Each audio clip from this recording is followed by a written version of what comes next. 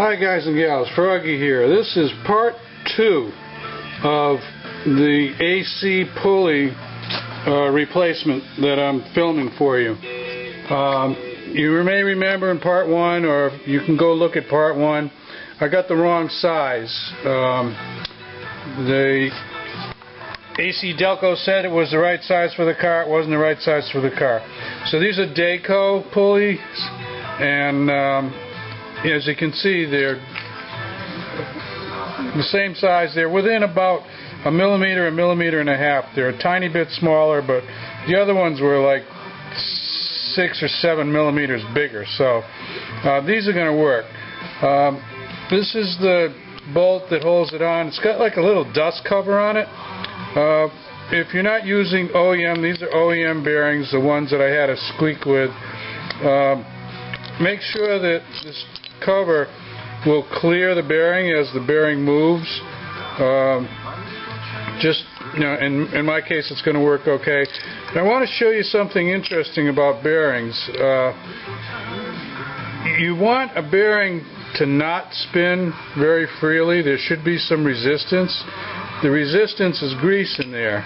That one's good. That one's even got a little more. That's good. One of these is okay. This is the one that's not good. Watch when I spin this. See how it keeps spinning? Not a good thing. That means it's dry. There's no grease left in this. It still feels smooth, but it's no good. It's going to burn up. It's going to give you problems. The other one, I guess I'd keep for a spare. The other one, these both have 50,000 miles on them, so they're about shot. But I wanted to show you that spinning part. If you can spin a bearing like that, you need to replace it. Okay? I got the car up in the air. I got the wheels off just to give me some extra room. You don't really have to take the wheels off, but I was changing them anyway from my race tires to my street tires, so that way my legs can stick out any direction and I don't have to worry about it. And I got a jack stand in there. So let's go under the car. Okay, we're going under the, these bolts are 15 millimeter. I've got a crow's foot, and I've also got a regular socket. It could be tight under there. If it's tight, I like the crow's foot. Oh, I want to bring an open end wrench too for the easy turning. I think I said in the previous video I wanted to use a gear wrench, but I didn't have a 15 millimeter, and I haven't bought a set yet, so I'm going to use an open end wrench. Okay, there's the top one, and I'm going to tell you how Froggy did it. I'm laying under the car, my feet are towards the back of the car. I stick my hand up just in front of the spring,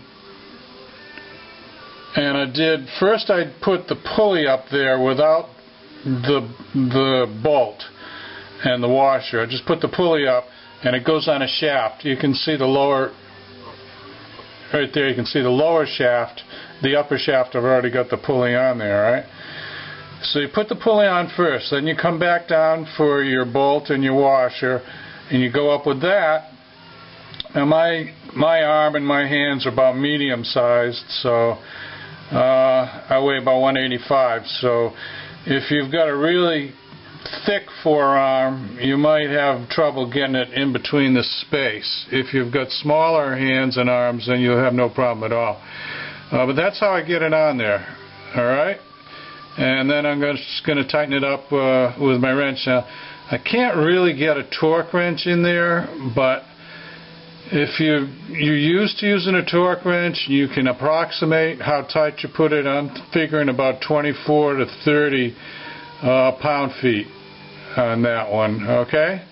There's no lock washer, there's no Loctite, none of that stuff. You could put a dab of Loctite on there if you wanted to, but I'm just going to tighten it up pretty tight. It's a pretty big bolt.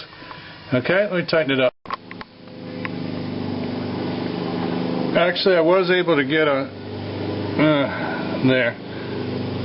12-point socket and a ratchet on there, so I'm going to use that. See, it's just enough room. Actually, there's plenty of room to get that on there. So let's see if I can show you and just, yeah, there you go. Tighten that baby right up.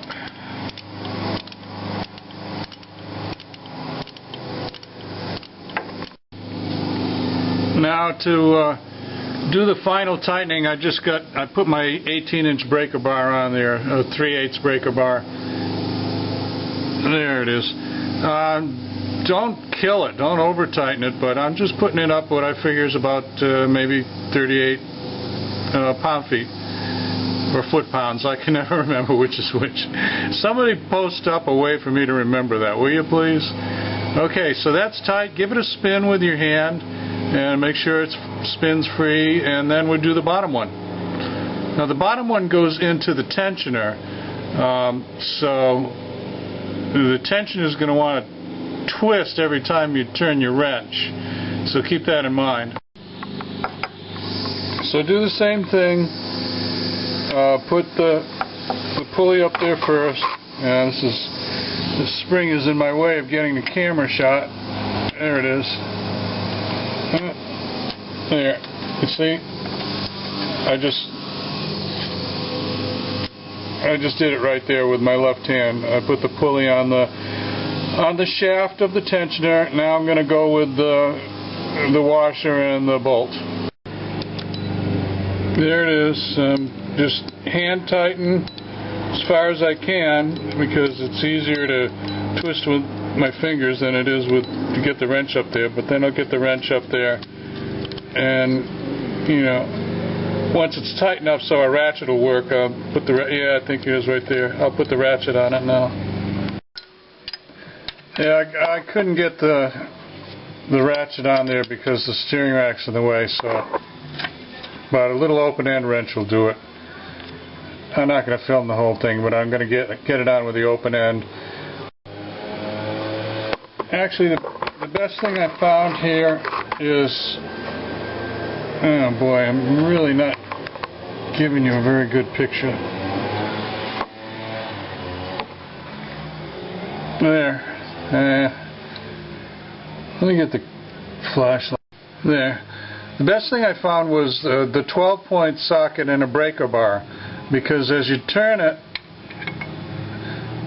the tensioner moves, and then the tensioner stops moving, and you get to turn the bolt, and then you have to take it off, of course, and grab a new place on the head of the bolt. But that's what's working for me, is the breaker bar and a 12-point socket.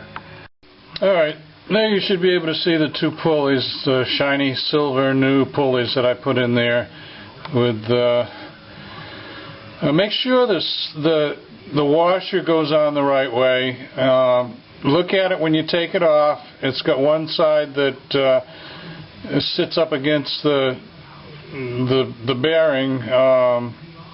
Yeah, the bearing, and then it's like a dust cover, and the other side just kind of flares out and has clearance so that the whole bearing can spin without touching it. I think if you put them the wrong way, it would probably seize up the bearing.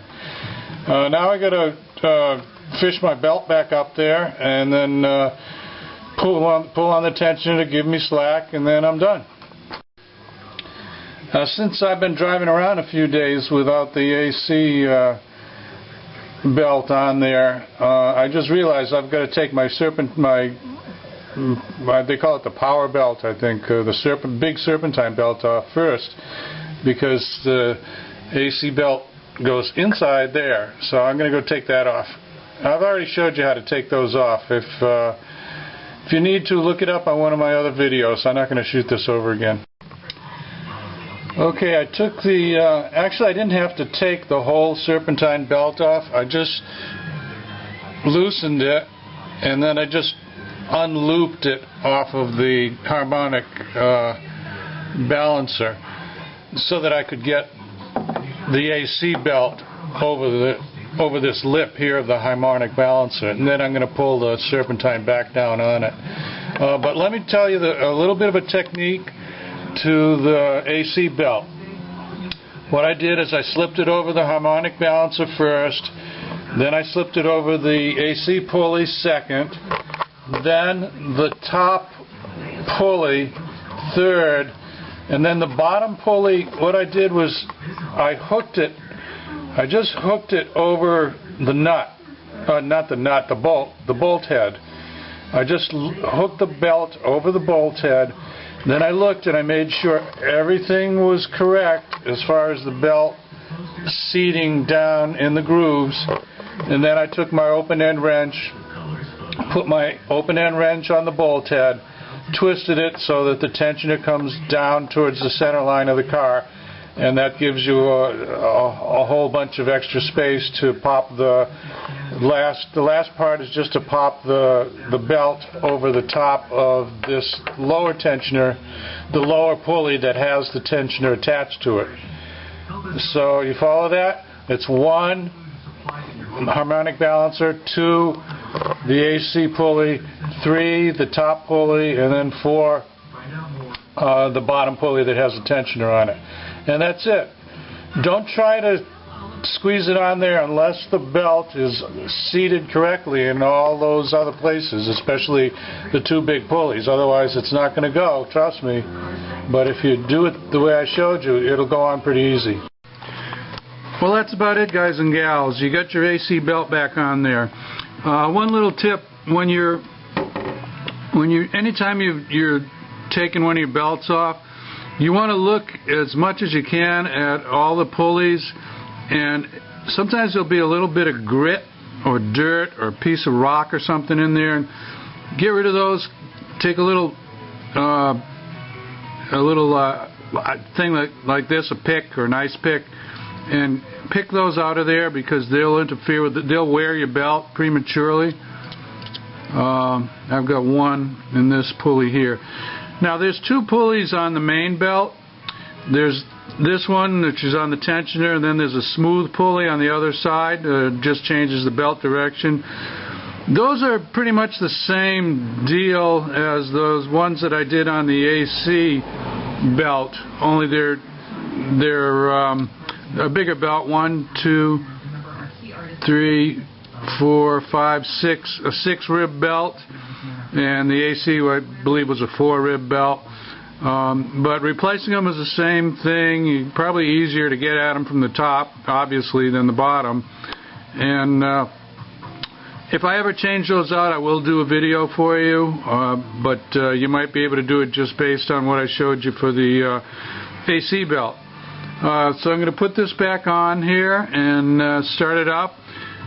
Take your flashlight and look at them all, make sure they're all tracking good, and that'll be it. Now, if this helped you out, give me a thumbs up, and if you want more from Froggy, subscribe to my channel. It's free. Froggy out. Have a great day. Bye-bye.